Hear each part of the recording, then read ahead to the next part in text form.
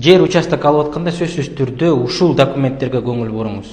Анан билбей калыптырмын, айтпай калыптыр, жер көрсө башканыкы экен деп проблема болбосун.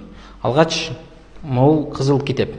Бул кызыл китеп эмненин негизинде алынган? Могул жерде мисалы турат, Бишкек шаарынын мэриясынын токтомунун негизинде деп. Анан ал токтомду карайбыз. Мынакей, ошол токтом турат мынакей. Выписка из постановления токтомдон көчүрмө деп. Ушул токтом сөзсүз түрдө болуш керек.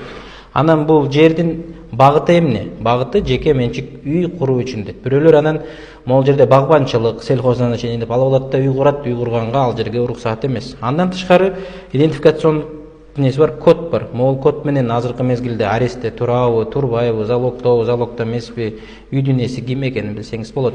Андан тышкары могул жерде чертеж бар, чийилип турат, Адан Бга чейин канча? Мисалы жазылып турат, могул жерде 25 метр, биягы 16 метр, биягы 25 метр деп. Ошого көңүл буруңуз дагы участоктун өзүнө барып, бут менен болсо дагы санап көрсөңүз болот. Анан азыркы мезгилде мынакей 4 соток жер деген сөзү бар. Кийин эгерде үй бирөөнүн атына өтүп кеткен болсо, эмне кылат? Бул жака өзүнчө кайра жазылат.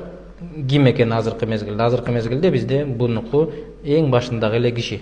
Ушундай участоктарды текшерип туруп, анан сатып алганыңыз эмне болот? Туура болот. Эгерде участок сатып алып аткан мезгилде юридикалык сопровождение керек боло турган болсо, анын тактуулугун, тууралыгын текшериш керек болсо, бизге жазсаңыз болот. 0705 612 612.